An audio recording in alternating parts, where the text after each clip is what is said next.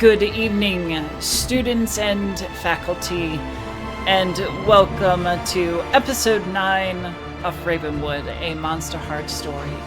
I am your humble hostess and producer, Mistress Winter. We are really excited to have back our amazing Mistress of Ceremonies, Abby Marie Carter. And welcome everyone. And welcome back, Juicy Garland, who had to step away because of life stuff last week, and are excited to once again have Alex back. He returned last week, and we're so grateful to have the whole cast together once again. It's been a while. It has been a while. We'll do a round of introductions, and then I will take the honor of giving the recap before handing it back over to our MC. So, MC, take it away. Good evening, everyone. I am Abby Marie Carter, your Mistress of Ceremonies for the evening. If you want to get in contact with me, I am on Instagram at Abby_Marie_Carter. I'm also in a bunch of different Discords, but specifically the Mistress Winter's Court Discord at Abby Marie Carter. I can't speak tonight. I spent all day talking, so apparently I can't do it tonight. And you, Abby Marie Carter on Discord, and if I might show up in the Twitch chat if I find a moment, and that would also be at Abby Marie Carter. I will talk more about the other things I do at the end of the stream. I am very excited to get back into another episode of this, and was very sad that I had to miss last week. So, yeah. As for my cast, let's go ahead and do introductions, and then I'll end up handing it back to Winter for a few moments so she can do the recap, as she is the one who wonderfully ran our session last week while I was at a work event. So why don't we start with Alex? Hi everybody, I'm Alex. I am playing our ghost in this campaign, Damon Fullerton, and you can find me on Mistress Winter's Court. I can't speak either tonight. The Discord under my character's name. I'm currently named Damon Fullerton, and I'm glad to be back in the story, back in the swing of things. And we're so excited to have you. I'm so excited about it. I have been planning things for Damon for so long, and I'm so thankful to Winter for teasing those things that I had planned out last week. So yes, it's wonderful to have you back consistently and have our whole cast back together. Yes, how about Emma? Hey everyone, my name is Emma. I am a voice actor and a TTRPG content creator over at my podcast network, Tabletop Tailspinners, which I will tell you more about at the end of the stream. And I can be found at all of those social media things. We're on Facebook, Instagram, TikTok, all that good stuff. But tonight, I am playing Mika Sherman, the Infernal, and I'm super excited to be back with this awesome cast for another fun episode. Everything keeps getting better and better, and I'm so excited to see where it goes. And we are so happy to have you, as always. I cannot wait to see what tonight brings for your character, as I don't even know what's going to happen tonight. Yes. How about you, Stouffer? I'm Stouffer. I play Amity normally, Enmity tonight. As far as social goes, find me in Mistress Winter's Court, Discord. And we are also super happy to have you. I'm very excited to get to explore Amity's darkest self, her unseelie side, Enmity. I'm very excited for that. So thank you for being here. And then last, but certainly not least, Juicy. Hi, I'm Juicy Garland, a Boston area drag queen and super nerd. I am real excited to be back this week to be playing Bobby, our sweet muffin of a werewolf. This should be real messy, and I am very excited. I am too. Again, don't know what's going to happen to any of your characters tonight. We are really freeballing it tonight, as I think our entire audience knows already from our Q&A session. I tend to do minimal planning and improv most things. Tonight is I have done no planning, so we're excited to see where it goes. Don't let them look behind the screen.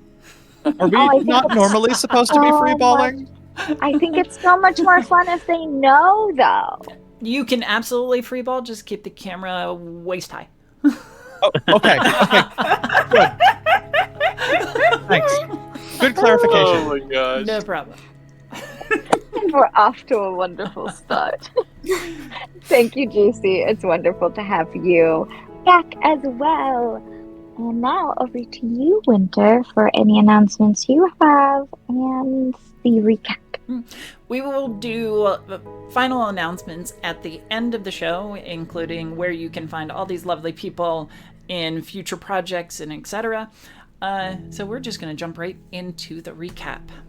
Last week on Ravenwood, a Monster Heart story, we jumped back several days to learn about Damon's fate.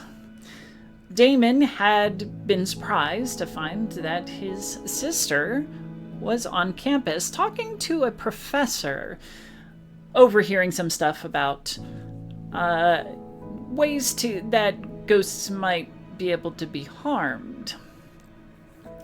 When Damon met up with his sister, he attempted to grab a feather that was sticking out of Emily's pack, only to be confronted with some strange visions that he couldn't make sense of. So they went back to his dorm to talk about what the professor was telling her over tea. In the process of getting tea, Emily had a strange request for a box of sugar, which she subsequently used to entrap the ghost. And then, as she prepared her ritual, pulling out a book similar to one that Mika held, she revealed, in uncertain terms, no uncertain terms, I guess, that she was the one who killed Damon, and now had to do it again. However, even in this attempt, she botched it, sending Damon instead to the Shadow Realm, where he found not only the body of his now deceased roommate, but was confronted by this strange child made completely of shadow. They were shunted back into reality a few days later, dropping in front of Enmity, Amity's darkest self. But at this point, Damon was their darkest self as well, being imperceivable by anyone else.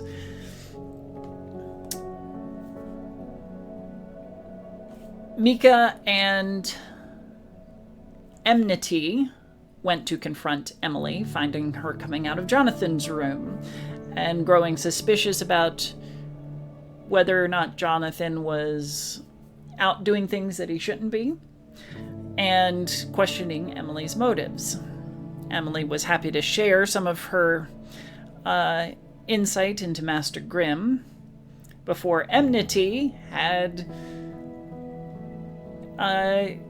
tricked Emily and discovered Damon's phone on her. A chase ensued in which Damon, Mika, and Enmity all chased down Emily.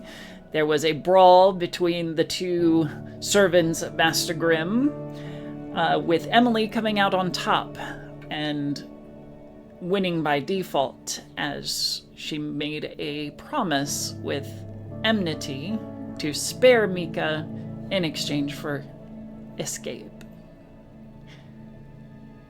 Damon was brought back to the land of the semi-living by Mika's sincere desire to have him back.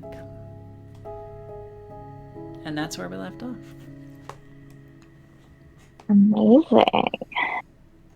And we had not progressed any time, except maybe a couple hours, so we hadn't moved That's from that night. helpful. Okay. So,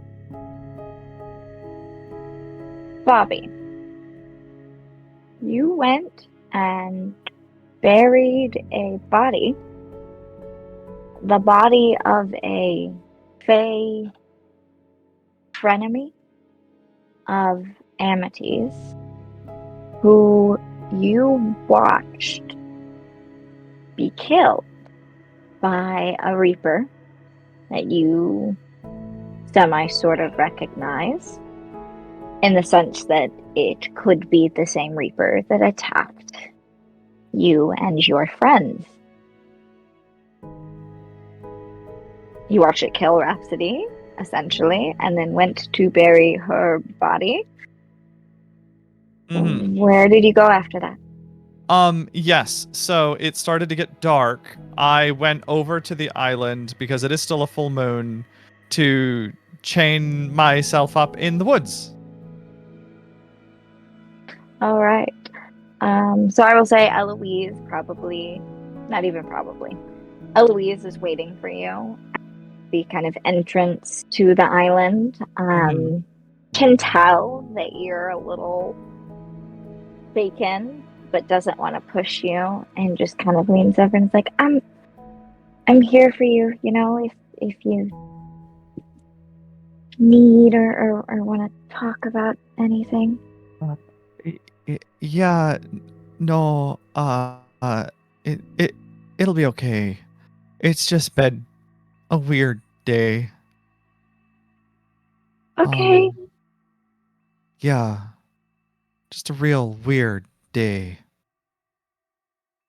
Well, the offer still stands. And then she'll kind of walk in front of you, almost leading you to the island.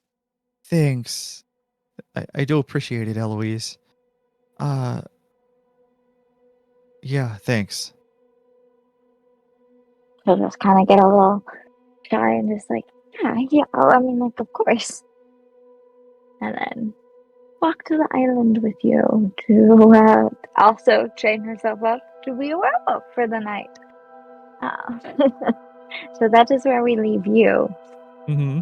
And I do want to remind you of that imaginary light bulb that waits with anticipation that is still dark over my head.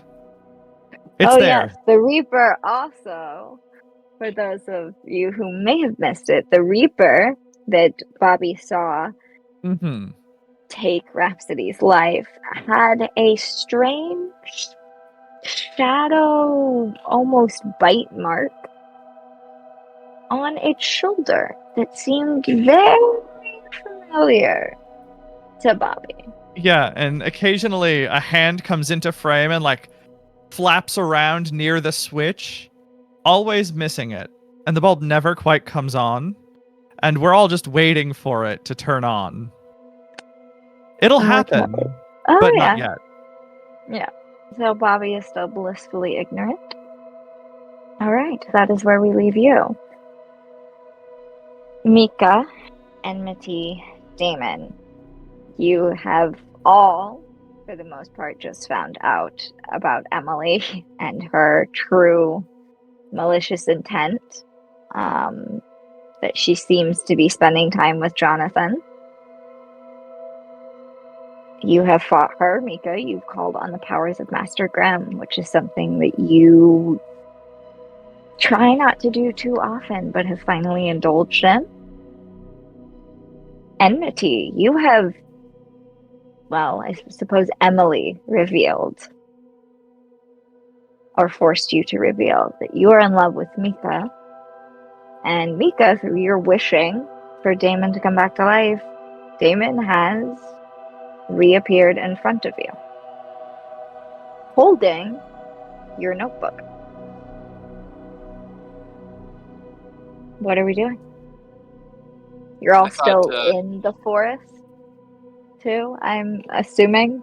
I think we had decided right at the end of the episode. We are still standing in the forest, but I think we all decided we were going back to Enmity's room.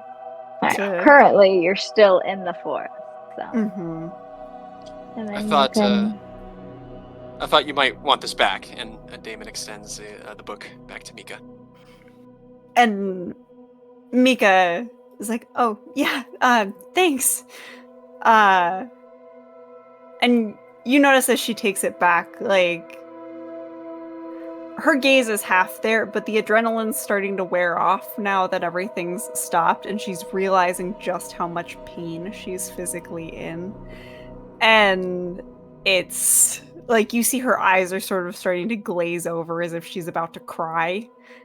'Cause, like, if we think about it, a lot just happened to her. She nearly got choked. She has a massive burn on the front of her chest. And I'm trying to remember what caused the other harm, but everything in that fight was such a blur that I honestly don't. So those are the key injuries I'm going to focus on. And she kind of just looks at Damon and Enmity and is like, can we go inside? Maybe. Yes, we should hurry. Yeah.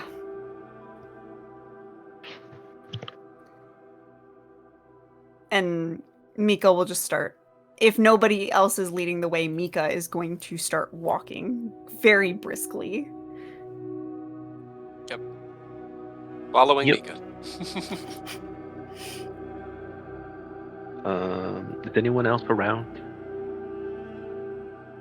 No, it's empty. A few stragglers, like, far back into campus. You can hear the howls of the werewolves on their island as... Well, it's not too late. Night has completely fallen, and the moon is rising in the sky. But there is, for the most part, no one else around. No one, at least in your immediate vicinity.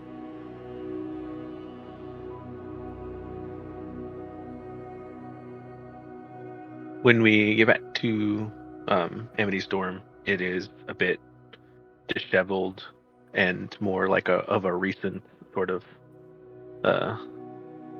disheveled as the like came through and just kind of pushed things around, and all of the I don't think anyone has been in the room before, but anyone observant might notice that there were like flowers in various sizes of plastic bottles, or like plants like actively growing, like with like their own little biome inside the plastic container, and then like the flower part sticking out of. All those are in the trash now. So, I do think Mika has been to your dorm. Yeah, I was gonna say, I I didn't think remember if we had gone back to my dorm or Amity's or not. That is when we where had done y'all- that project. Yeah, I couldn't remember if it was. So if we had gone back to Amity's, yeah, you would have seen the flowers, but now they're gone.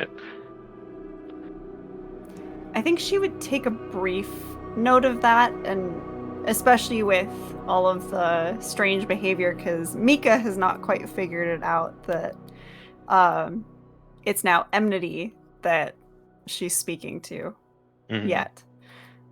So she's just even more confused, but she's in so much pain that I think she's just going to find a spot to sit on the floor. And Amity will direct you to the bed. I think there'd be two if I don't have a roommate, or I don't know if we are getting that crazy into the details, but I imagine there'd at least be like some sort of chairs. Yeah, there's probably... to sit in. I can't remember if we established that you don't... If you have a roommate or not, or if they were just always out. We Whatever had we established decided. that they weren't around. Okay, so there's like a bed. There's a second bed that's... I mean, there's, the mattress topper, the sheets, a comforter, but it's clearly like the cheapest one they could get and things like that. There's like a pillow. Amity's Enmity's roommate is really never there and like sleeps in a different place, only has this place because they have to, kind of thing. So yes, there would be an extra bed that just looks like it's never ever used. And I think Mika would consider it, but still thinking about it is looking at herself. And I don't want to get blood on your roommates. Just lie down. Amity will try to be slightly forceful physically, but just to like guide you to the bed. Just it'll leave you there to figure it out. Okay. And then Amity's gonna take her phone and go up to Damon, spin around with the selfie camera up and say smile, and do like a big cheesy smile and take a picture, and then start texting a message to Emily via Damon's phone. You failed. Better luck next time. That is devilish. Oh my god. That's so funny. I'll let Enmity just sort of like, do their thing on my phone. Like, just go for it. Well, Emily has your phone, so I'm texting her via your phone. So I don't have her Enmity number. is texting Yeah, Damon Enmity's phone to Damon's phone. Emily I has see, his I see, I phone. see. Possession. Gotcha. Yeah, I had that mixed up in my head. My bad. Yeah, it is understandable. It happened. So, Damon, you have just returned to the land of the living for the most part. Amity is different than you ever remember them being, and not just in a like, oh, they're weird and fey and from a different place. Like, they are different. They're wearing different clothes. They look different. They hold themselves different. And there almost seems to be this almost mischievous or devilish air about them. And Mika is clearly very, very hurt. Yes. Okay. Well, Mika, do you need anything? Do you need like a glass of water? Just like, what can I get for you? And Mika's kind of wincing on the bed, thinking about it, just clutching the notebook, and has an ice pack or something. And kind of gestures to the burn on her chest. Okay. Something to cool this down, please.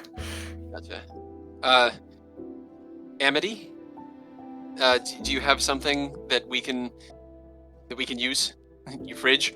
I don't know. Just do we have anything?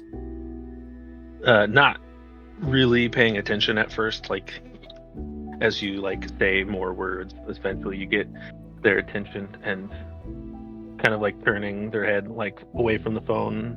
Seems awkward, but it's just like the most efficient path for them to look at you. But it's just like one of those weird like angles, and kind of shrugs and like the fridge for ice, I guess. Oh, okay. Which there would be ice. Gotcha. And Yeah, I'm probably gonna. an ice pack more for lunches, but Amity would have that kind of stuff. Gotcha.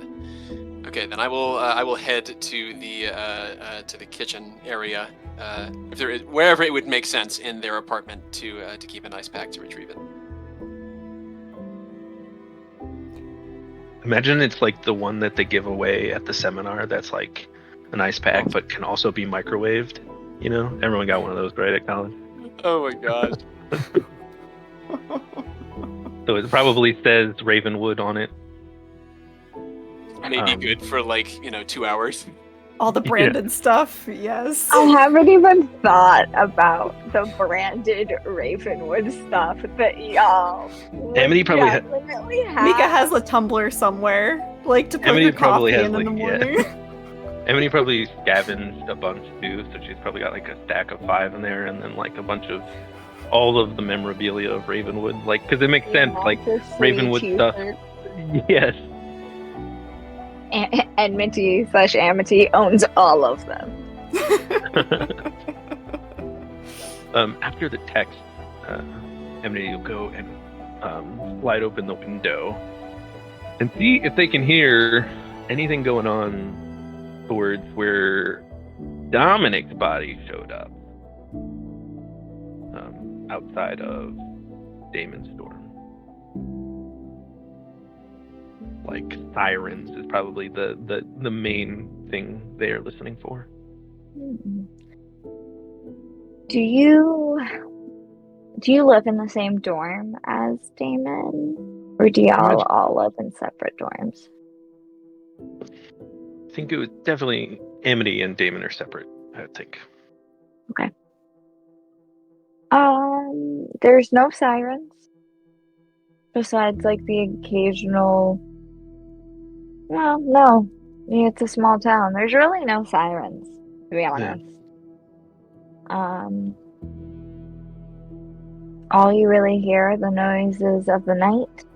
Some muffled conversations as people pass by. You're, walking below your open window, essentially, on the outside. Some of them even having conversations that you almost want to listen into because there's like this potential to make a deal, to make promises. But I think that'll distract Enmity for a bit. And of course the ever-present howling.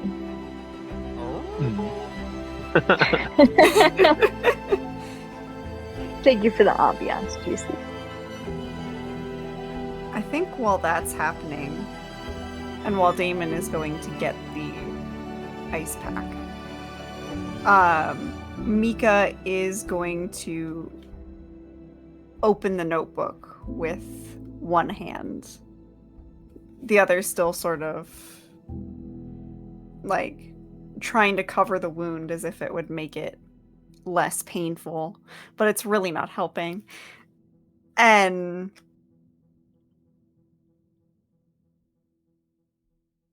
she's never really used the notebook without writing in it to reach out to Master Grimm, but is essentially like pouring her willpower into it and is like, I need help. Because she is in terrible pain, and I'm going to go ahead and use one of her bargains, the numbing it out. You can give the dark power a string in order to remove a condition or up to 2 harm. So how many strings does Master Grimm have on you? Are you aware? I believe that would be the 4th string. So we're getting up there. Yeah, one more string and then darkest self. Am I gonna get everyone to enter their darkest self? Ooh, exciting. I mean, if it doesn't happen that way, Mika's also now processing the fact that she has hit someone in the face with a magical brick. So now, at the same time, one of her friends confessed their love, dead bodies. I mean, they less confessed it and just kissed her. So yeah, more of actions speak louder than words at this point. Look, confession. Just a different sort of one. But yes. All right. So Master Grimm has 4 strings on you. Okay. I would like you to give me a gaze into the abyss. Okay.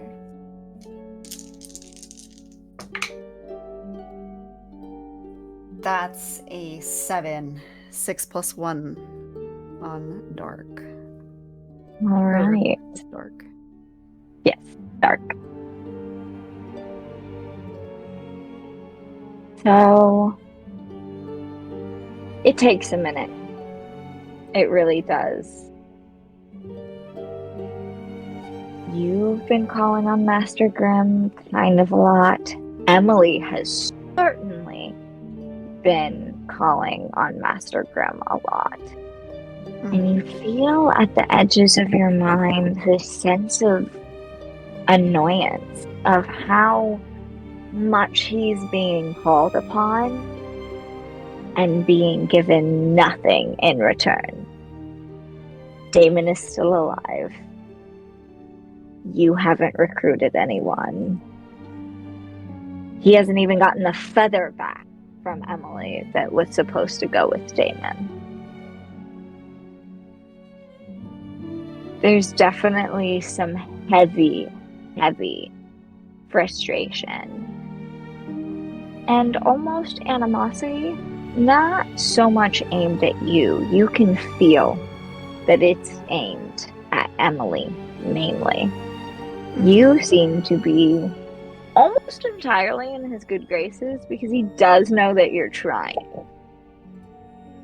And you don't call on his power a lot, and seems to like it when you do. But it takes a minute before you hear whispers in your mind, but the words appear on the page, almost as if he's too frustrated to talk to you properly. And just, these big letters, the jagged black ink. What is it that you want?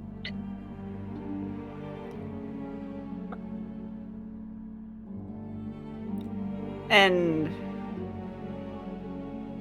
she would pull out the pen that she has on the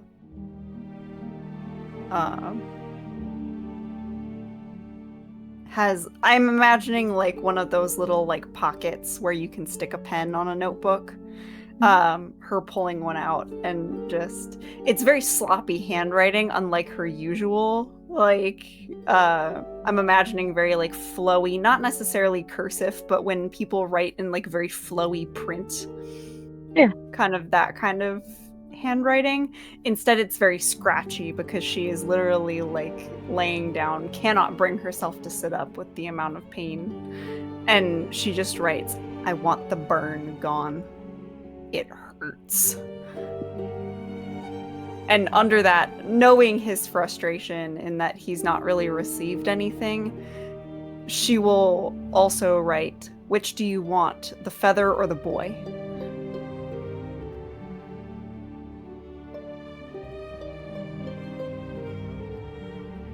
In big letters. The boy, like, flashes across your notebook and then quickly disappears. And she'll write, "I will make sure he meets with you tomorrow."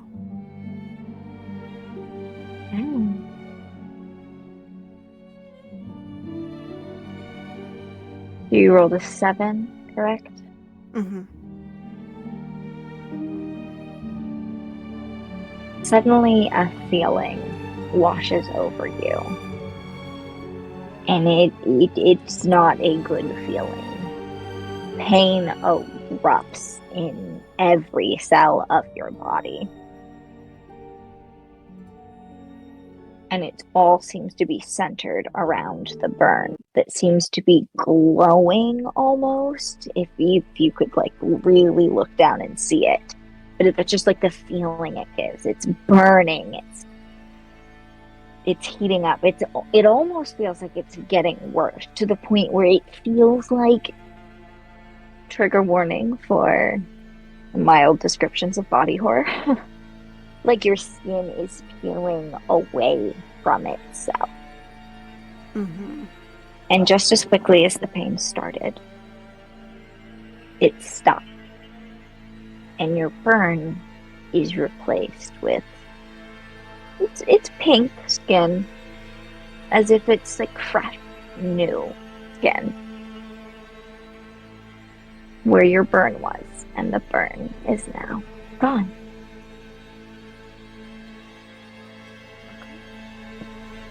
And I think as she was experiencing that pain, she would have kind of started to scream and then realized that it was gone and just take a deep breath that's almost like a sigh of relief and let herself relax on the bed for the first time since they've gotten up there. What was that? That was Master Grim. Master. I told you about that. Do you not remember? I remember. But didn't know that he could do that. He can do a lot. And she's gonna shut the notebook to hide the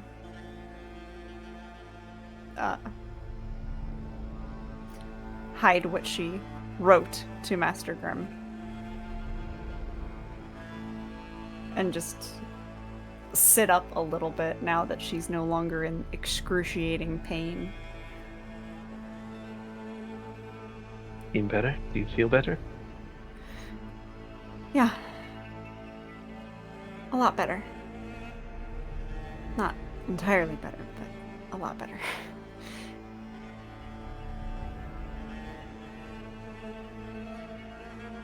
And she's gonna take a moment to, like, really look around the room and... Why'd you get rid of all your flowers? I think that an expression of surprise would come over their face. They'd follow around the room, like where you had looked, like following your kind of like lead of observance, and then just kind of like frown. I'm not really sure. They just didn't appeal to me anymore.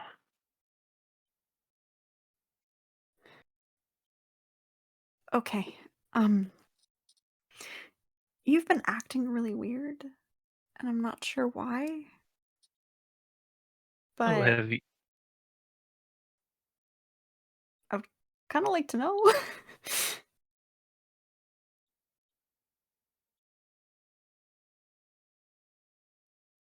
We've all been acting a bit weird, haven't we? Well, I am Faye, and Faye are just that. But you've made a different sort of deal, haven't you? What are the conditions of this Master Grim?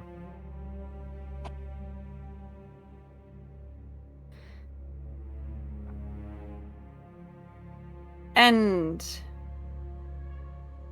at that answer, Amenity would see Mika's eyebrows furrow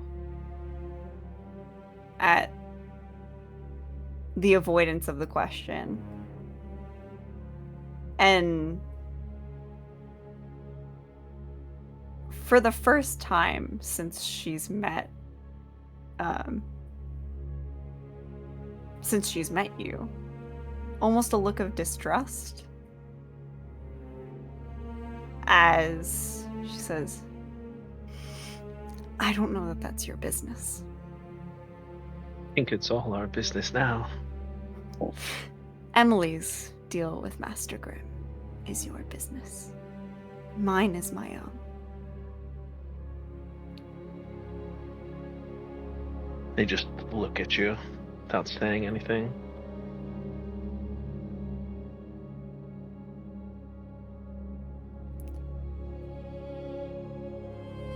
And Mika would sit back on the bed, sort of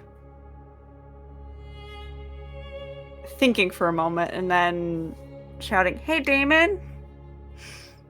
Damon comes back with a few ice packs in his hand. He said, I grabbed as many as I could. Sorry, still getting used to this whole corporeal thing. You're all right. And she sort of gestures to the fresh skin where the burn is now gone. I don't think I need them anymore. All right, gotcha. Damon is just flabbergasted. You were just burned. Uh-huh. Damon, after everything you've been through and everything you've found out, particularly with your sister, your little sister, who, upon your death, y'all became a lot closer. She became your confidant. She was gonna find out what happened to you. Finding out she killed you and still wants to kill you. Everything is a huge shock to you, essentially, at this point. It is very hard to just kind of maintain normalcy in any way for you, as it was already difficult as a ghost, but now everything is heightened. And so I would like you to give me a keep your cool roll at seeing this suddenly, like, fresh new skin that doesn't seem possible for Mika. That is a 10.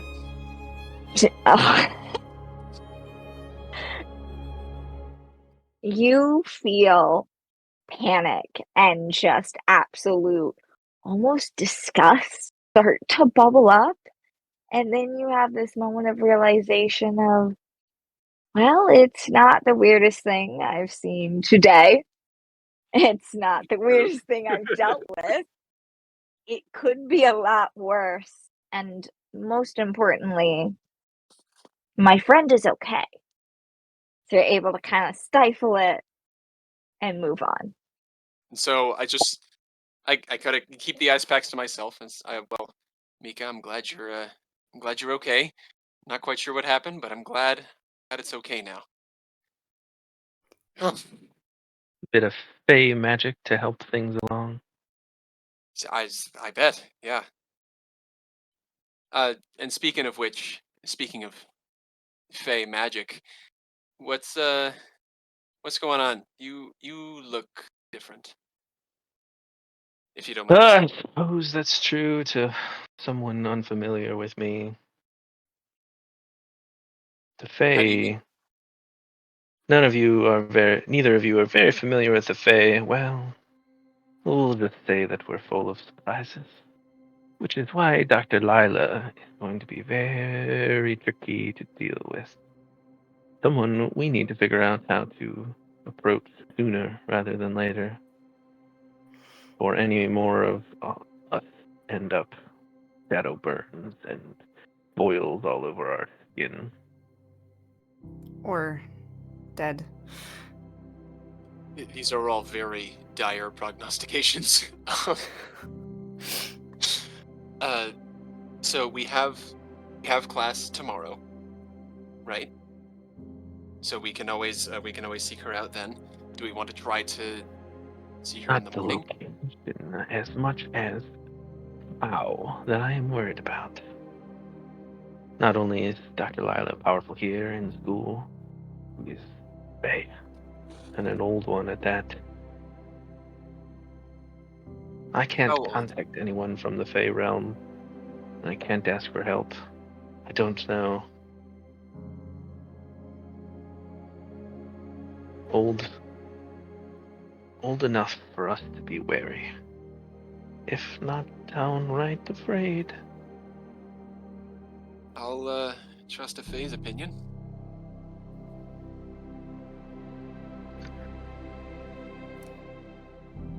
Always trust the Fae. Something about the way you said that. Mika's gonna chuckle a little. Don't trust the Fae. We never break our bargains. Most of us. But you deal in half-truths until you make a bargain. Well.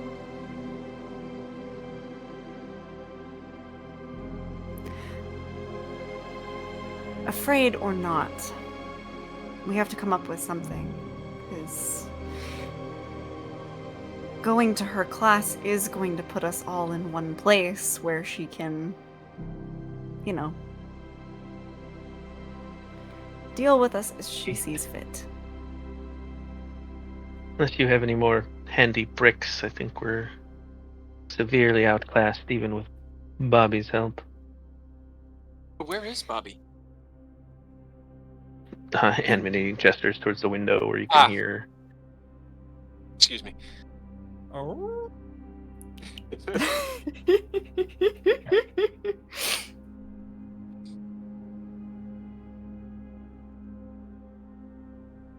Well, doesn't seem like there's much we can do in this moment. Might just try to get as much sleep as we can and try to come up with something in the morning. I'm not sure if we're going to come up with anything that's viable right now. Sleep sounds good. And then maybe in the Agreed. morning, I should probably call my sister first. She's gonna be concerned. And Mika will pull herself out of bed, cough a little to try and disguise the fact that her voice is not quite recovered from the fact that she was put in a chokehold, essentially. And sort of... Who was it that choked you? Emily.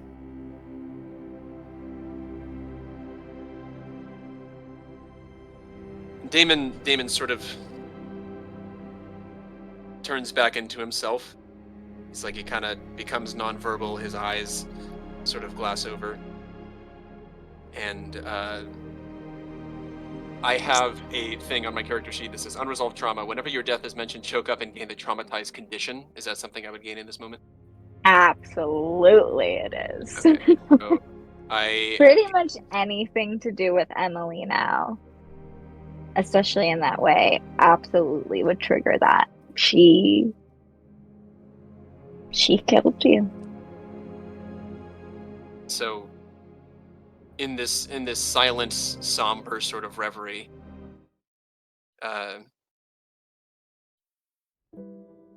Damon comes back to himself. That's how she killed me at first.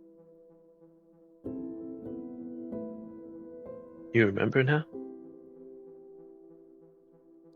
She told me when she thought she was finally killing me. Well, that's just wicked.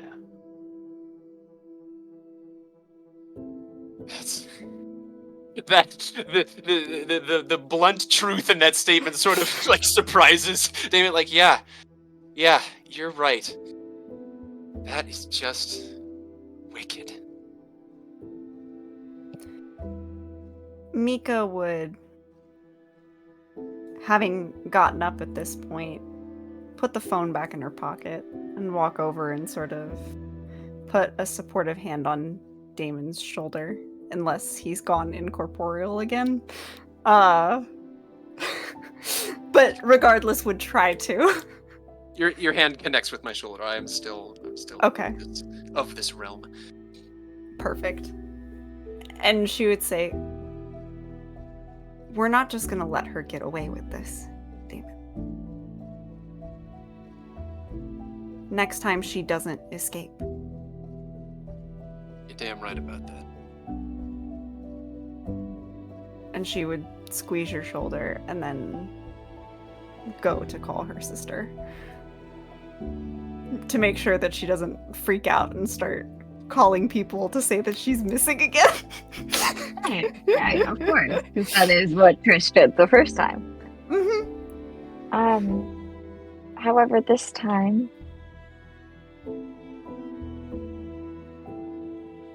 The phone rings once, twice, and gets the start of a third time, and then is sent to voicemail. Trish doesn't do that, does she? Trish does not do that. Not to her baby sister. Certainly not to her baby sister. And if she does, usually receive a text within a few minutes saying, I can't call right now. Like, we'll call you back later. Mm-hmm. You receive no such text. And at that, Mika would immediately call Xander. Who also does not pick up. But that's not the most unusual thing. Okay. In that case, she would leave a very irritated voicemail on his cell phone and be like, "Hey, it's your sister.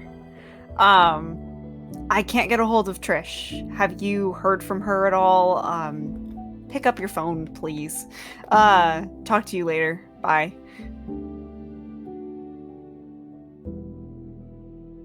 And then You don't receive a response. And at that point, she would get worried and essentially pull a Bobby's mom and start texting Trish over and over and over, like, "Hey, are you okay? I was just gonna let you know that I was gonna be out, but you don't normally not answer the phone. What's going on? Hey, are you alive? Should I be worried?"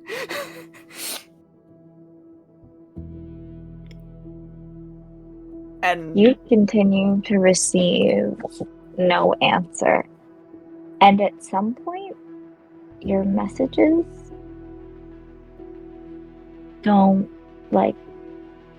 aren't even sending. But at that point, you're too tired to even process that. It's getting really hard to even think through it. Yes, you're panicked, but you have been through several ordeals today. Mhm. And just as you send a text message, the first text message that doesn't send, you end up drifting off. And so in the moment, you don't even see that the text message hasn't sent.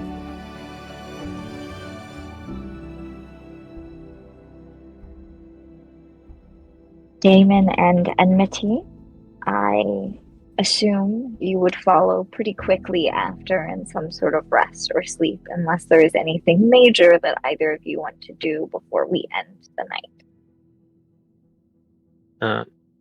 Enmity would ask Damon some questions about where he's been and stuff, but we don't necessarily have to get into that since we kind of already know. So Damon and Enmity, you have a conversation until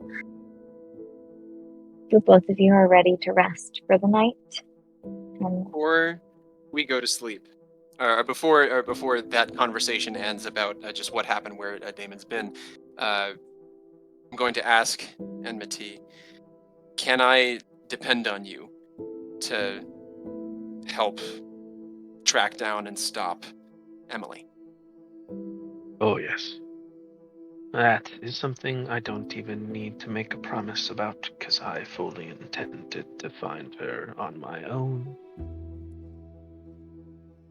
Okay. Why not take a little help when it's offered? Sounds good. And then Enmity will rest up and try to heal some of the harm.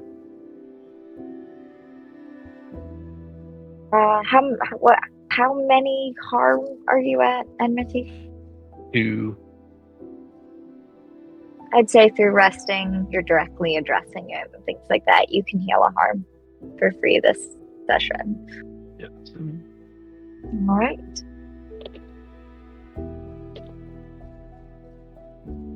Bobby, morning Yeah? breaks.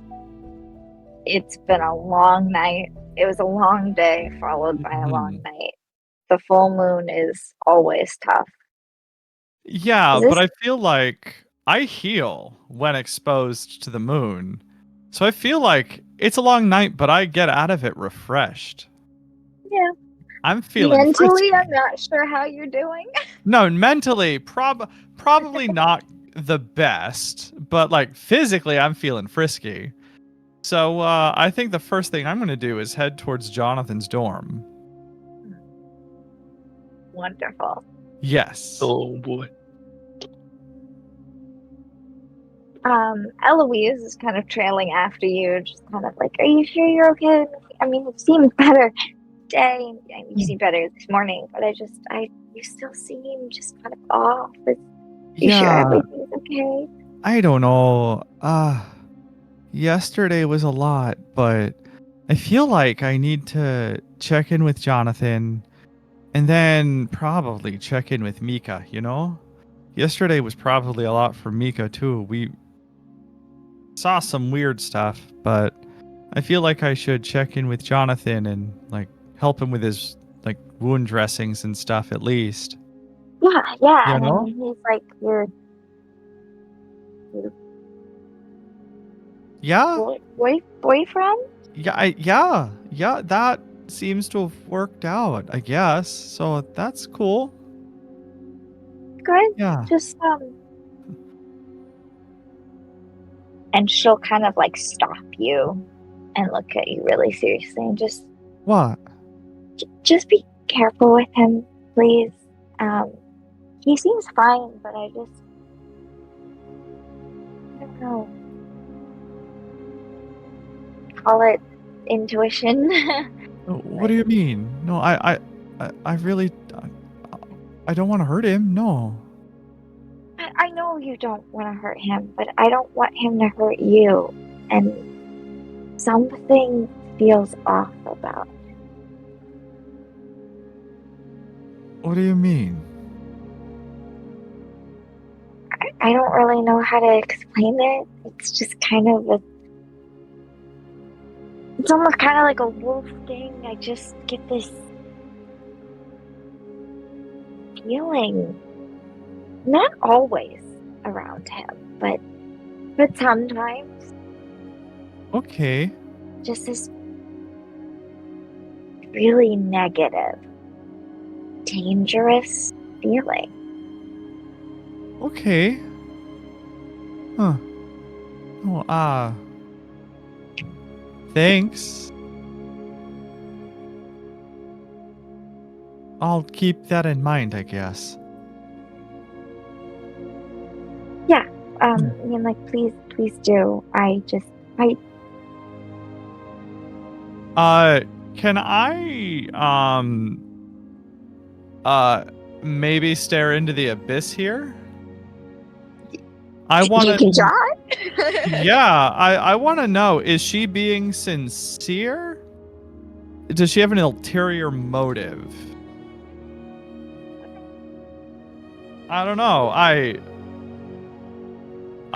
say I. Bobby, I trust her because there's something going on with this boy from Cape Cod. But Bobby's suspicious because everything's just been so sweet with this wonderful boy who just makes him feel so good, you know? That's a 7, Alright. right? Because my dark is 8, not 7. But either way, it's a success with consequences. Yes, it is a success with consequences. So you're Stays into the specifically abyss. looking for if she's telling the truth? Yeah, basically, like, is there an ulterior motive here, or is she earnest in telling the truth about her feels? What does this look like for you? What are you tapping into? What are you going to I try and think, get this answer? I think this has to be animalistic, so he's gonna lean in, and maybe he's like sniffing her neck, like and ear. Like he's, and then like moving in close with eye contact to eye. Yeah. Eloise stands there and lets you do this. You get the distinct impression that this has happened before. This is almost the way werewolves, like, when they're around other werewolves, figure out, what they're doing, if they're telling the truth, that sort of thing. It's not normally Bobby abnormal would be to more her. guarded with this kind of behavior. Yeah. It's not abnormal to her.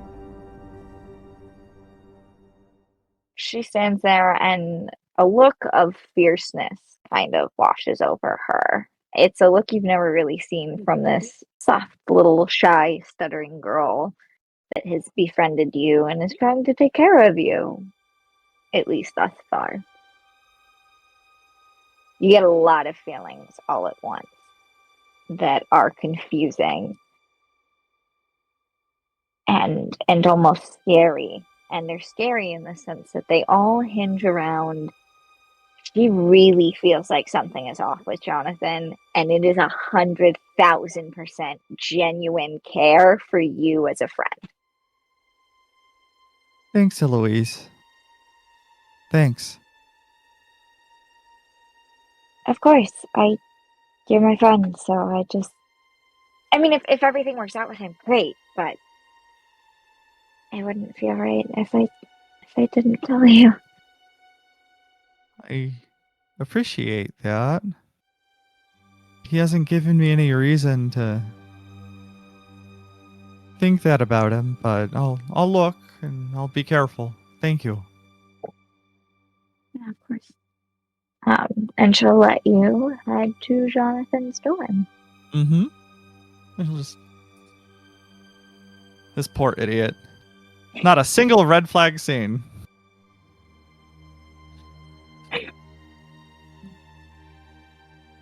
So you make your way to Jonathan's Yeah. dorm. What are you doing, like, once you get to the door? Knock, knock, knock.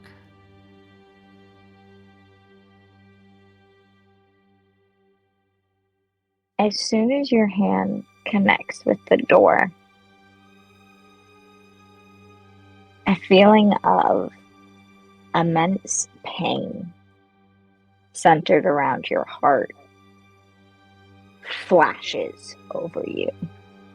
It's almost like this throbbing, intense pain that lasts what feels like forever. And it's almost as if you can see this string leading from your heart through the door into what you know to be Jonathan's room. And you watch as it disappears, and it comes with another flash of white-hot pain that throbs a bit and then slowly dissipates. There was a door in front of me. No. Knowledge washes over you that the bond between you and Jonathan is now broken. I'm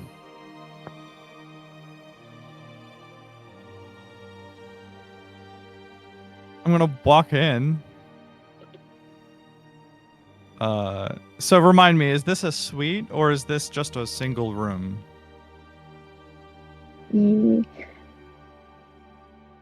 He's in a suite, Okay. but Yeah, okay.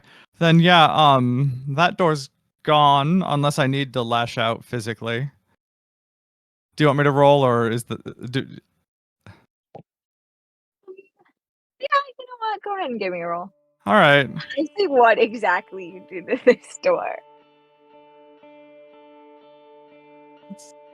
Another 7. So basically I think there's just a sudden rage and one arm kind of just goes monstrous and just like slams through the door. And then the arm pulls back with the door and throws it down the hall. I would like you to take 1 harm for all the The blood that now I'm dripping Well, on the floor. yes, the Yeah, splinters, the gashes, Yeah. the Love that. the scratches that Okay. are now covering your arm. Yeah, please take 1 Mhm. harm. Maybe my eyes have gone a little yellow.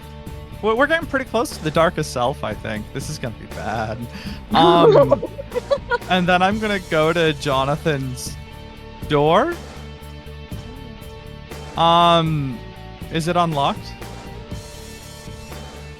Yes, it is. I guess that's a slam open with the same arm. Sort of maybe blood flies is the harm. Oh, absolutely. What? Blood some of those gashes are deep. There is blood dripping down your arm. It definitely gets on the door as you slam it open. What do I see?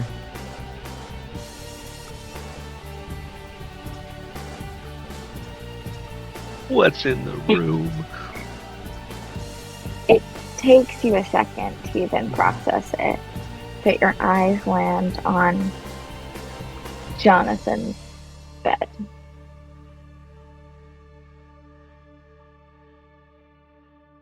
He's content warning for things of a sexual nature.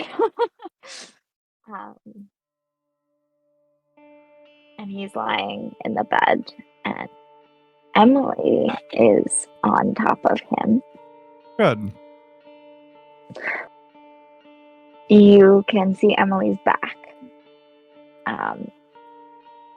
The comforter is just pushed up to the small of her back.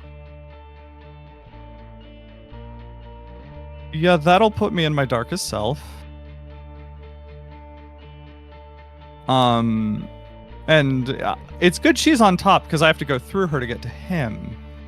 So that means she gets attacked first. So nasty transformation into a werewolf. There's a howl. The Werewolves of London style transformation because that's my favorite. So it's real nasty and painful. Lots of wet noises and crunching. Right. And then, I'm just going to lash out physically at her back. Alright. Just before you make that roll and you do your transformation, all in a split second, you see what's happening. Another content warning for potential coercion, sexual abuse, that sort of thing. The only sounds you hear of any type of pleasure are coming from Emily. Jonathan's head kind of lolls to the side. His eyes are kind of half lidded and look a little glazed over. But for a second, his head is in the direct position to make direct eye contact with you. And his eyes widen. Everything suddenly clears. A look of horror washes over him. And then you transform.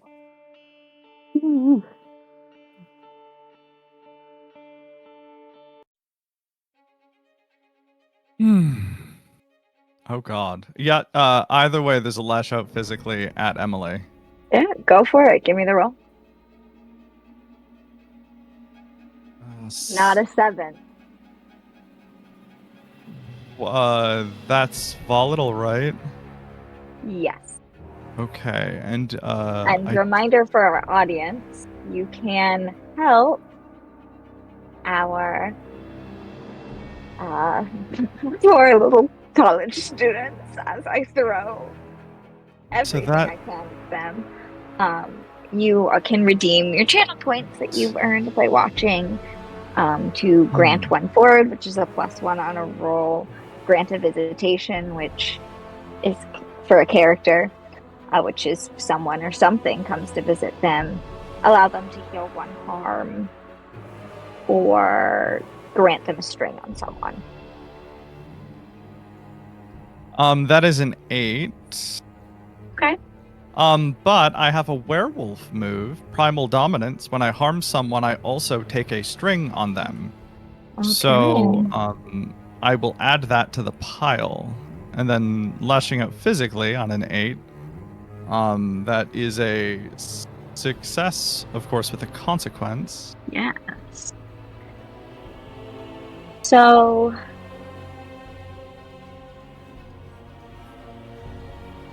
yes, so success with consequences. You harm them, but choose one. They learn something about your true nature and gain a string on you. The MC, moi, yours truly, decides how bad the harm turns out. Or you become your darkest self, which I think you've already done. Mm-hmm. So Yeah. therefore, I the other think. two options.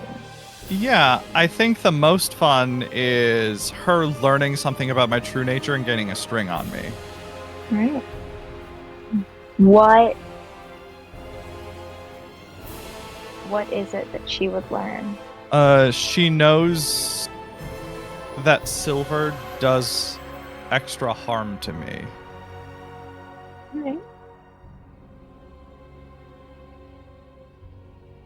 And I'm not even sure of that, but she is. Uh-oh. So Emily has a lot of knowledge of the supernatural. She's been dabbling in this quite a while. And as you lash out at her, your hand brushes against her arm where she has a bracelet made of pure silver. Mm. And in like this instant, she whips around and makes eye contact with you. And there's just this slightest red mark that can only be seen for a split second because it goes away very quickly and is mostly covered by your fur as you are in your werewolf form. But you can tell she knows.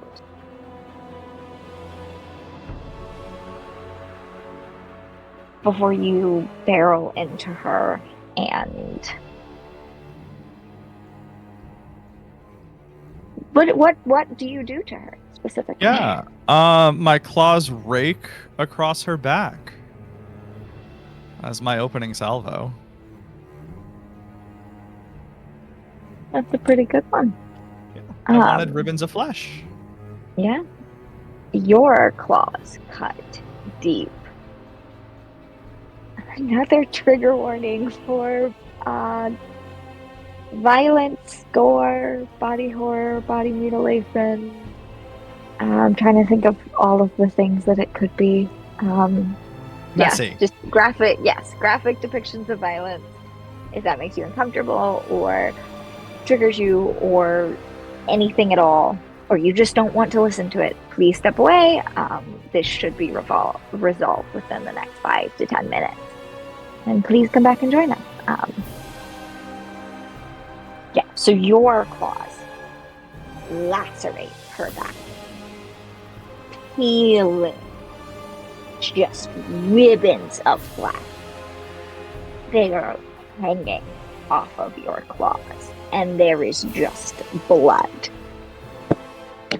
Emily lets out a blood-curdling scream as an absolute pain rakes over her as she kind of flips herself off of Jonathan and bringing the comforter with her to cover herself up, mainly to stop the blood from just pouring down. Of course, it does nothing, instead is just sticking to her back. But she does whirl around to face you. Jonathan is still staring at you in horror, but he doesn't seem to be able to move.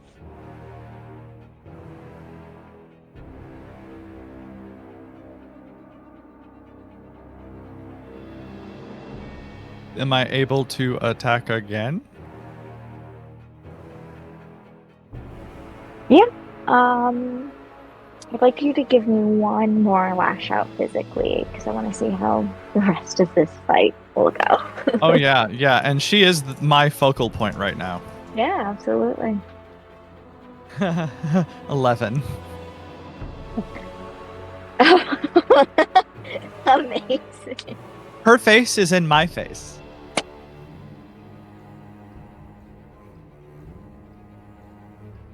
Because I put my face around her face, and then I went, choo.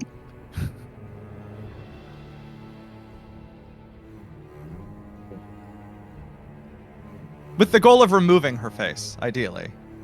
I want to see how far I can take it. Hang on, my internet just decided Oh. it didn't want to work. Okay. Okay, hang on. Yes.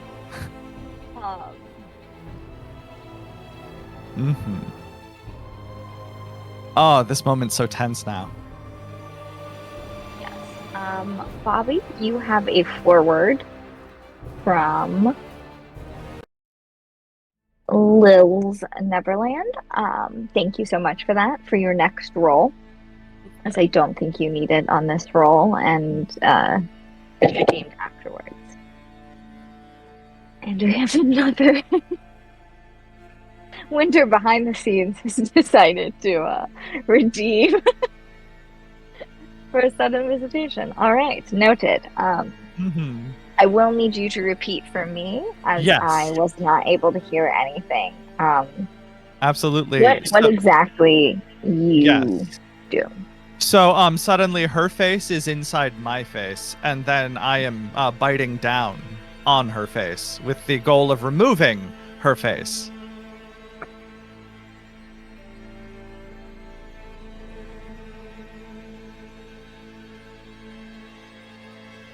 Okay.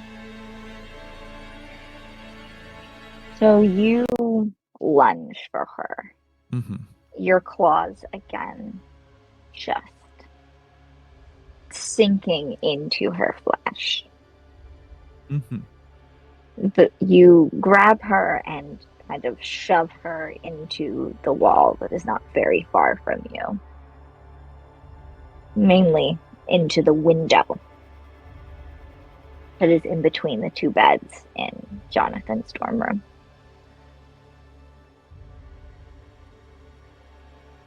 You unhinge your jaw in your werewolf form and consume Emily's head. You begin to bite down, and you can feel and taste spurts of blood.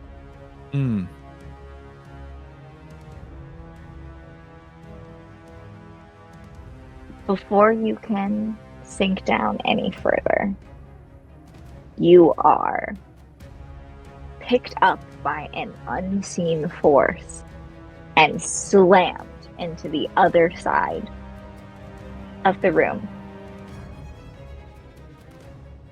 And Emily is gone in a flash of flame and shadow.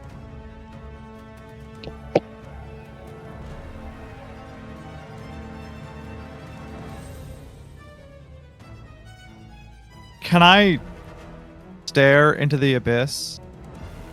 Gaze into the abyss, rather? You can try. To know where she went? You can try. 112. That's a 1. Ooh. Even with the forward? Oh, with a forward, that's a 2. My dark is -1. Yikes. I rolled 2 1s. I rolled snake eyes. Oh, I'm sorry, it's not funny, except that it's absolutely hilarious. And I'm gonna punch out that window and howl. Alright, yeah, you have no clue. You were just angry that your prey got away. And I think that, yeah, I'm gonna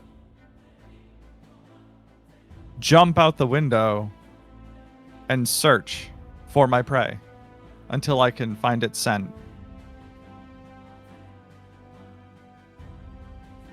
Her scent is untraceable, except for the places that she has been before. Mm-hmm.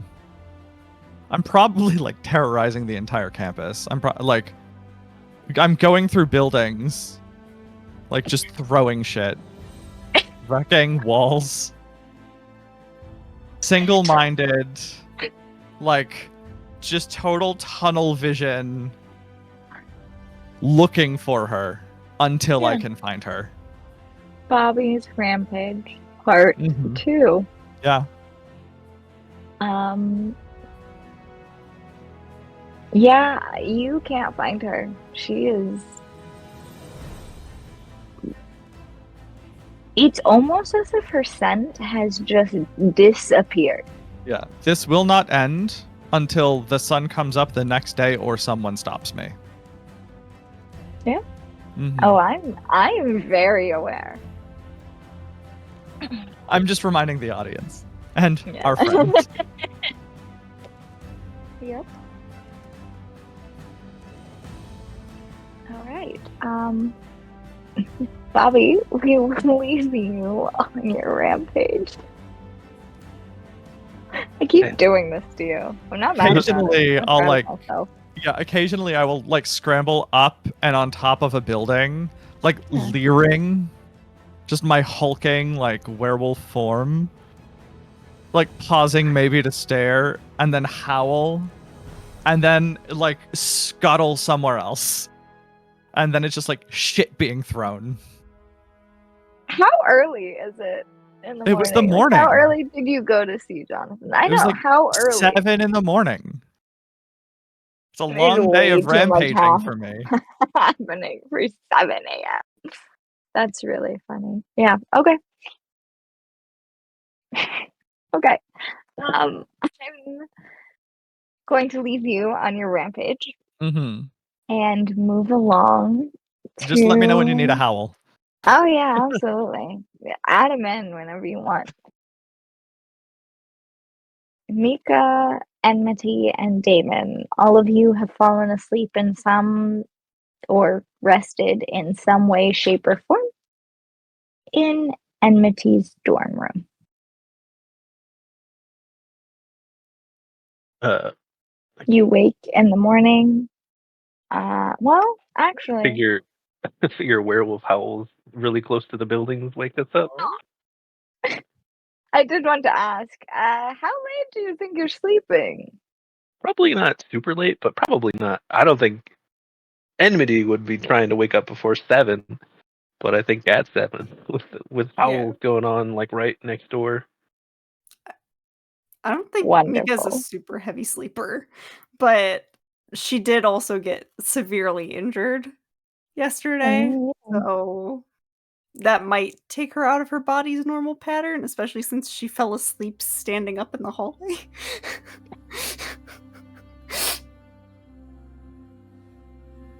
It's fine. Enmity brought you to bed. It's fine. In the boring way.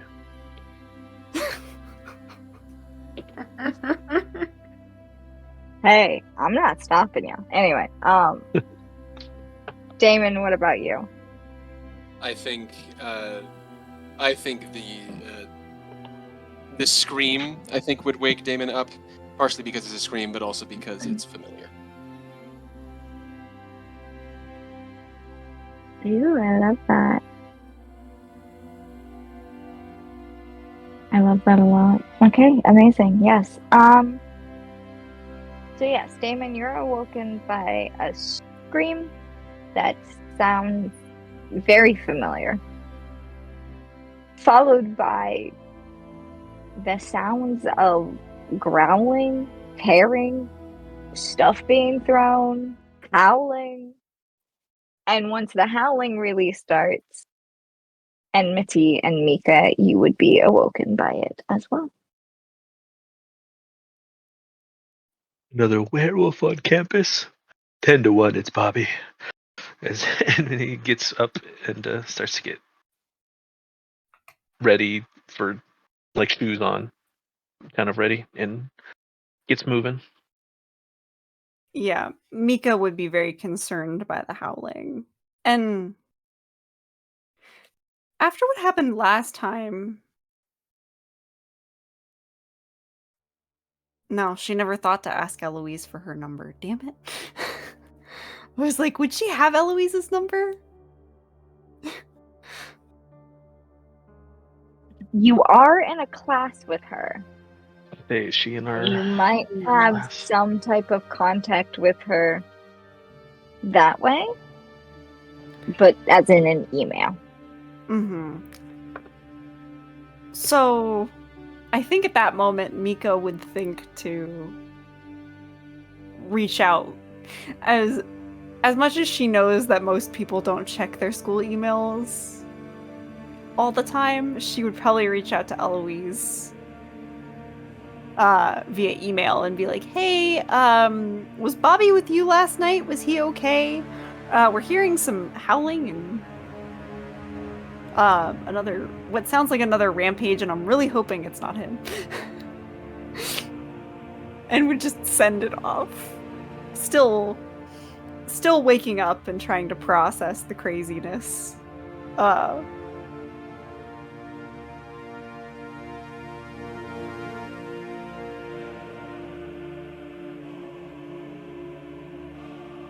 You're muted, Abby. Yeah, what are y'all doing now that you've been awoken by screams and a scream and howling and probably other screams at this point as other students are awoken and faced with Bobby again, honestly.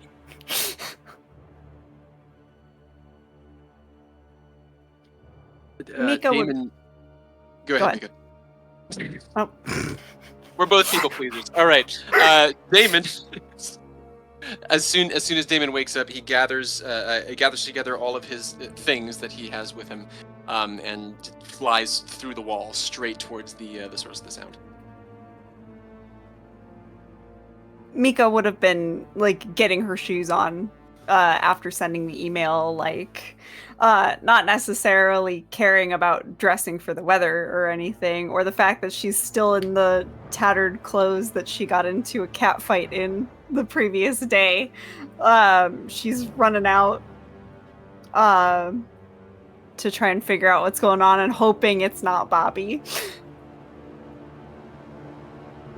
Amity does get ready, but is not in a super hurry, and as Damon zoots off and then Mika runs out, Amity's like, yeah, of course, run towards the dangerous man-devouring beast, why don't you? It makes perfect sense. Yeah, yep. Look, I miss Amity so much, but Enmity is a whole mood, and I love them so much. And then I think that they are going to go to Dr. Lila's office during all of this. Oh, interesting choice. Okay. And not following behind, using the distraction. Enmity is the final girl in a horror movie. Anyway, all right. Did I ever establish if Jonathan's dorm was in or not in your same building, Damon? I don't think Or so. anyone else? I remember anything. Okay. Then I am deciding right now that it is in your dorm. It's like in the middle, so like you're on the end. Not Bobby or Damon. Jeez, Jonathan. Jonathan's dorm is like in the middle, and then there's the other, the other side, essentially. And the scream is coming from. Well, actually, you don't even know where the scream came from except a vague direction. But as you're walking, you see two doors kind of busted off their hinges and some blood and a door just way down the hallway. So, yeah. Okay.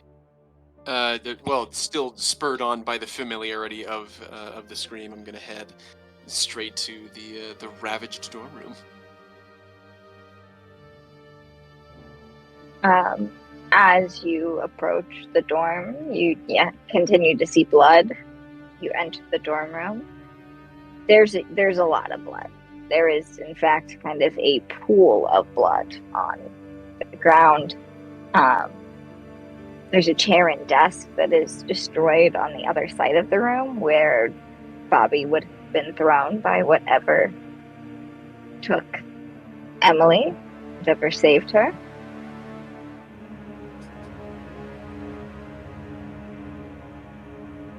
And there's no one else in the room except for Jonathan, who is on the bed, seemingly unmoving for the most part, and is also completely in the nude. So, as I'm going to take whatever sheet is closest and cleanest, if there are any, and just sort of throw it over Jonathan and just try to see if he's conscious. Just try to see if I can get any sort of response from him. He's in like this weird state of like kind of, it's almost like he's unable to move any of his limbs, but he's able to move his head. And so there's some mumblings, there's some like trying to fight against it. It's very odd to you. And it doesn't look like his limbs are just heavy. It's almost as if they were tied down or being held down, except there's nothing that you can see holding him or tying him down. Okay. Could I gaze into the abyss to see if there's anything I can do for him?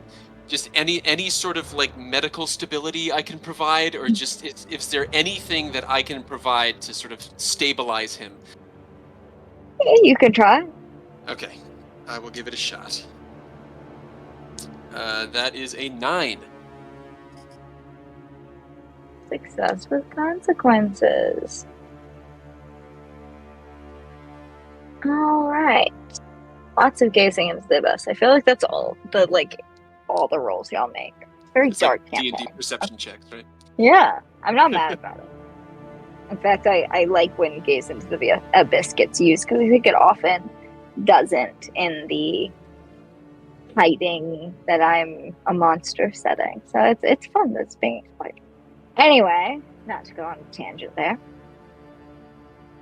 What does gazing into the abyss for you look like? What are you calling out to? What are you doing?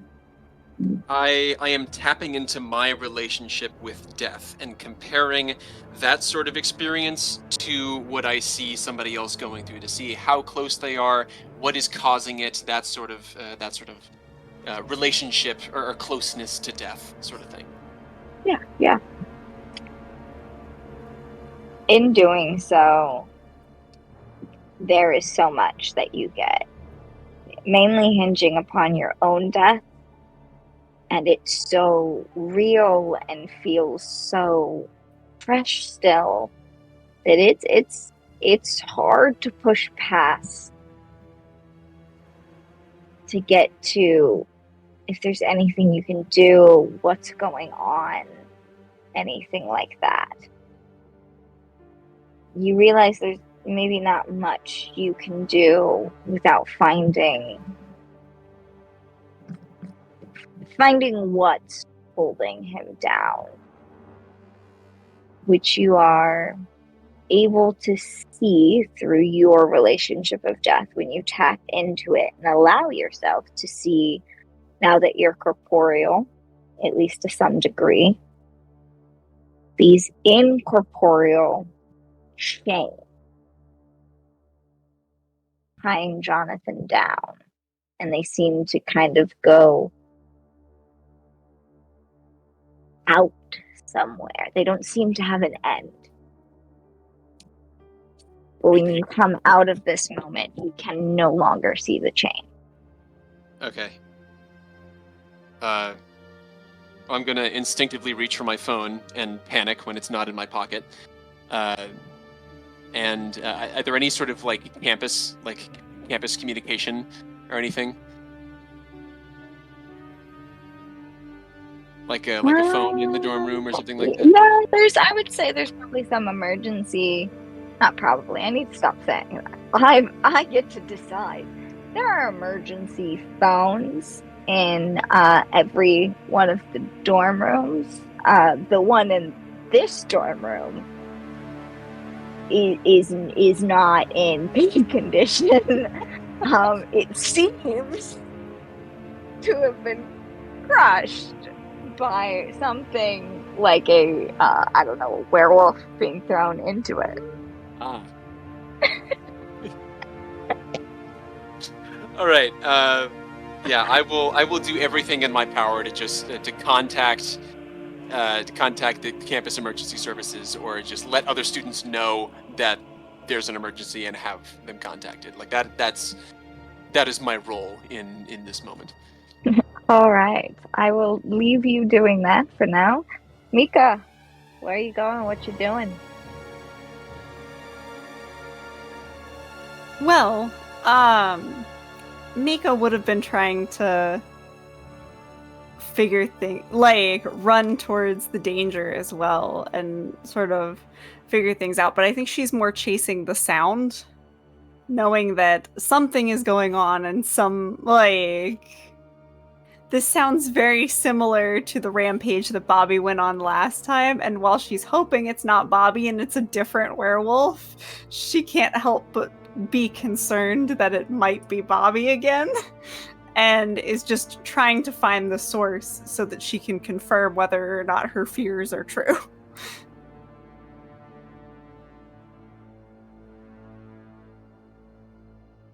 Suddenly, Eloise is running up to you. Complete concern, worry, fear. Also a huge, what the fuck? We just went through this expression. All of these things are going over her face, and she's just like, I saw him, it's Bobby again. I don't really know what to do. Well, maybe we have I to could stop go in. him somehow, because this can't happen again. Yeah, it really shouldn't. It's a really big problem that this is the second time that's happened. Uh-huh. Is there any way that we can stop him?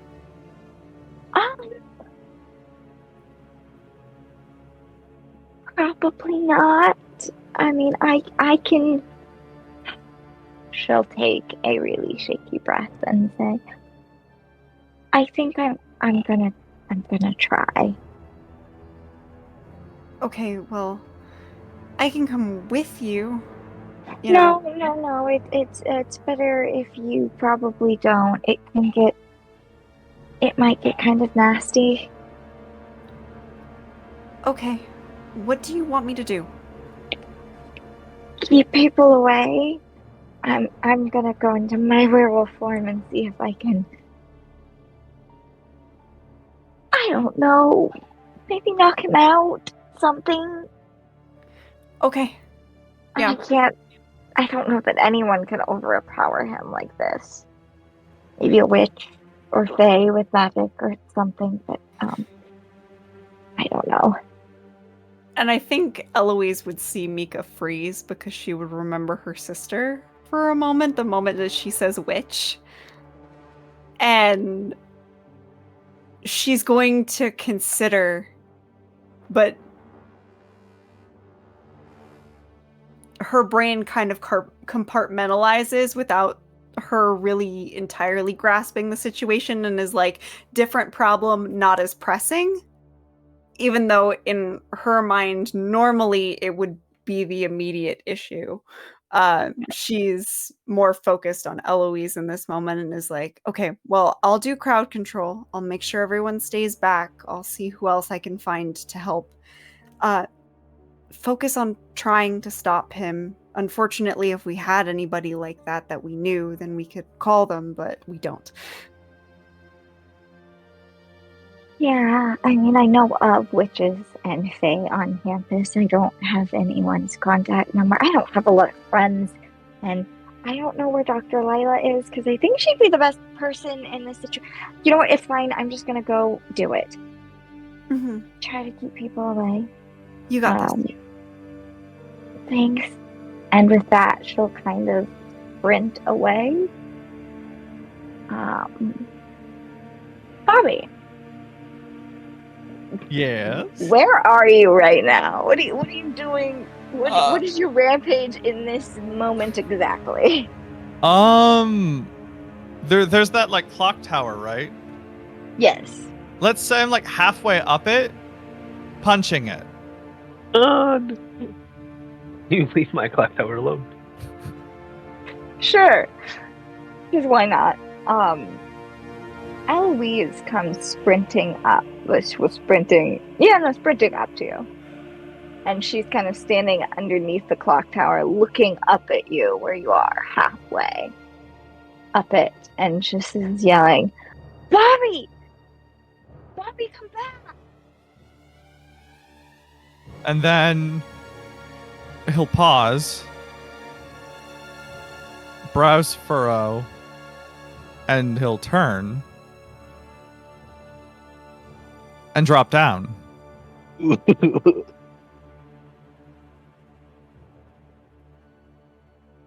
Does she want to fight? What is this? She will hold her hands up in like surrender.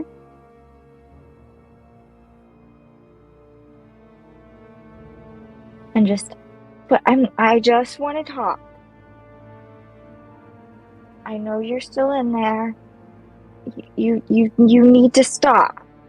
Yeah, you see, the darkest self text does say if anyone attempts to stand in my way, they have to be brought down and made to bleed. So I guess I have to attack her. I'm sorry, Eloise. I'll feel bad about this in 5 minutes. As she is also a werewolf. Yeah. And it's still the full moon? Mm-hmm. You have one more last night? night was the last day. Okay, well, yeah. You're coming off of it, but you're still a werewolf. It's still real close. Yeah. Yeah. She transforms herself into her werewolf form, which is still clearly painful and gross and body horror. And horny. But it is smoother than yours. She does this a lot. She clearly has more control and more experience with slipping into her werewolf form, not on the full moon. Give me a lash out physically. And this is probably the only one I'll make you roll, because this is like your I think this is like your fourth or fifth one of the night. Yeah, that's 9. All right. So, they learn something about your true nature and gain a string on you, or the MC decides how bad the harm turns out? You decide how bad it turns out. That's more interesting here, I think. I think so, too. All right. You go for Eloise, and she's able to block 1, maybe 2 of your advances, but like I said, she has more control over her werewolf state. The werewolf state of mind, since it's not the full moon, doesn't take over her like it does with you. She's clearly still in control and is pulling her punches and trying very hard not to hurt you.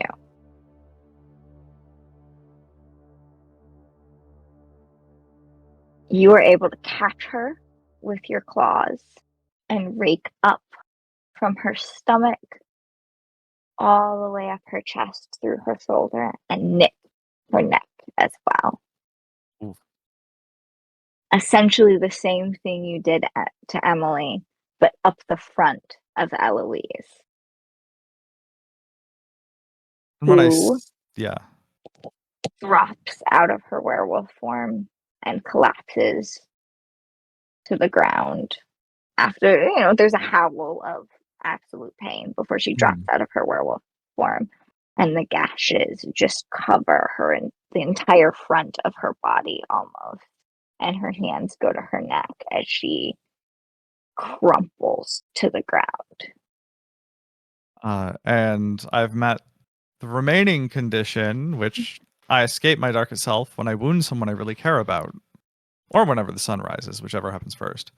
So, I'll see that. If you wound the people that you care about. Yeah, right. The trauma's too good. Ugh. And I'll, with that sudden realization, I imagine like my pupils like get real tiny, and then I sort of snap out of it and pull back with reverse wet crunches into my now publicly naked self. And I'll get down on my knees. Oh God, why did you do, oh God, why did you do that? Are you, oh God, help! I think at that point, Mika would no longer be focused on doing crowd control and would be running up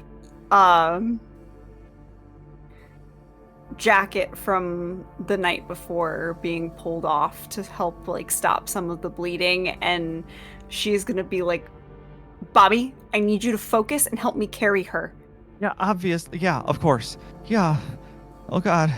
Oh, and God. Mika is just going to direct like towards the nurse. Yeah, okay. There is a lot of blood. Like, a lot of blood. And she hasn't been able to say anything. She just keeps making these sobbing, choking sounds. Are you carrying her, Bobby? Are you both carrying her? I mean, I'm happy to. Mika would let Bobby carry her if it meant that she could put more pressure on the wounds. Yeah. Her body is slick with her own blood. And therefore, you are now pretty much covered in her blood as well.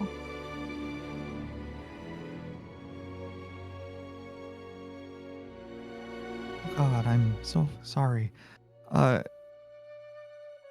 Yeah, so, yeah, as, like, just hyper-focused on getting her to whatever medical attention we can. Right. Yeah. From the clock tower to the infirmary of sorts, the nurses' station, they don't have a hospital on campus. There's a hospital in town. You have to walk past the main entrance. So it's a little bit of a trek. But you can get there relatively quickly.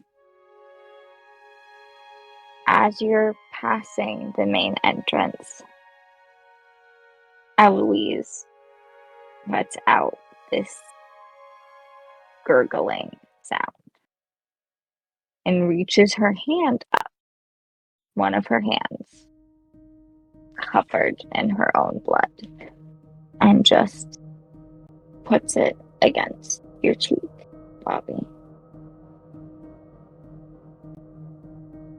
And then it drops. Her head falls to the side and her eyes close. And and her breathing becomes more and more irregular and shallower.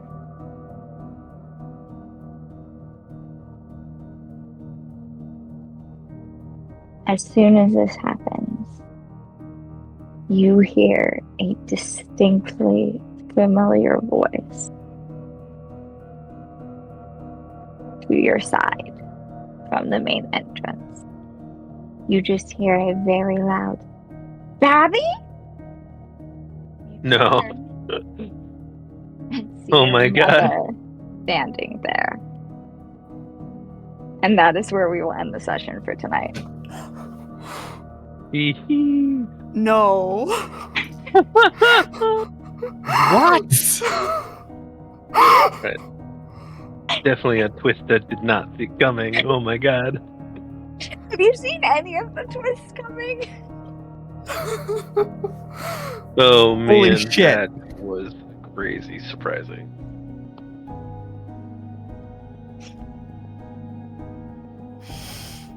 Assuming it's who I assume it is. Assume it.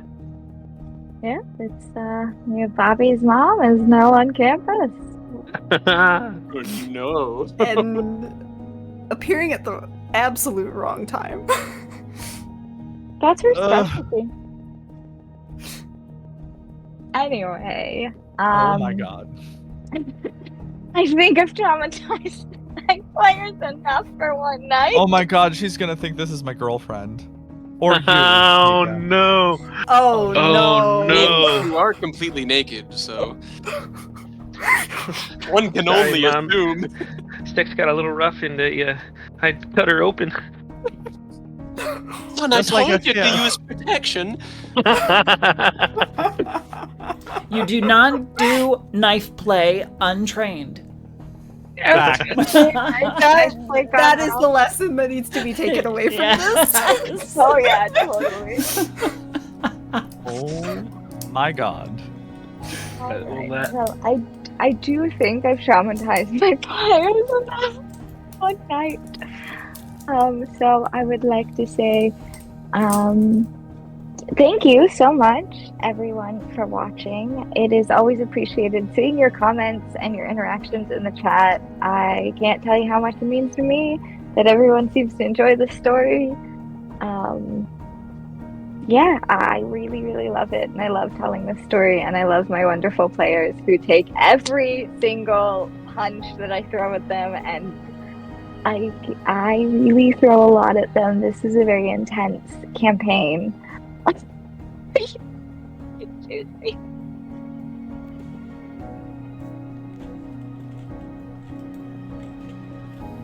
Keep going. I'm just beside myself. It's fine. I broke Juicy.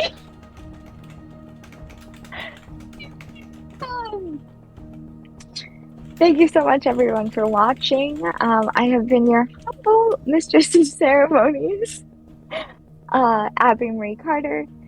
If you want to get, I am a New York-based, I'm still getting used to saying that, New York-based aspiring actor, writer, and all-around giant nerd.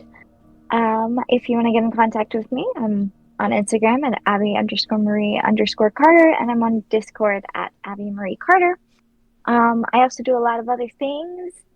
I'm on episodes of The Facet every Monday night, right here on Mistress Winter's Court, playing Akira, a doll come to life. I'm been in a Sagas mini series over on the KSDM YouTube channel. I've been in Tabletop Tuesdays here on Mistress Winter's Court. I have been on a Monster Hearts campaign on Heroes and Hooligans called Graffitied Hearts, where I played in it.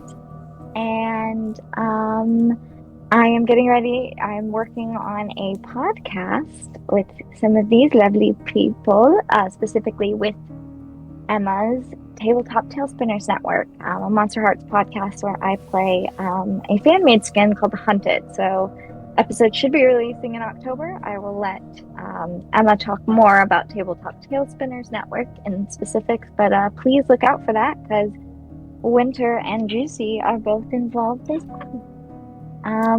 So I think that's a perfect segue into Emma. Why don't you close us out for yourself? Absolutely. Hello, everybody. I am Emma. I played Mika tonight, the Infernal. You can find me with my podcast network, Tabletop Tail Spinners. We are on Facebook, Instagram, TikTok, YouTube, all the wonderful places as Tabletop Tail Spinners or Tabletop Tail Spinners Network. So we currently have 2 podcasts actively releasing. Chronicles of Kriath, which is our long-form D&D 5e podcast that I DM. So if you want to see me in a different spot, you can go ahead and check that one out. We have about 58 episodes out and just finished our 3rd arc. So the Q&A for that should be coming soon, and then we'll be jumping into arc 4 of 5. So we're getting close to the end there. The second podcast that we're actively releasing is called Improv Madness, which is a one-shot podcast where both the characters and the one-shot are made up entirely on the spot. No one knows what's happening until it actually happens, and it's super fun. We should have the character creation episode of our next one-shot releasing next Thursday, so keep an eye out for that. I have also been in a couple different things around the community now that I'm getting more involved in streaming, such as I was also in a Sagas playtest called Pokepocalypse over on the OKSDM's YouTube channel, and I might be appearing in another one here soon, so we will see about that. Keep your ears open for that one.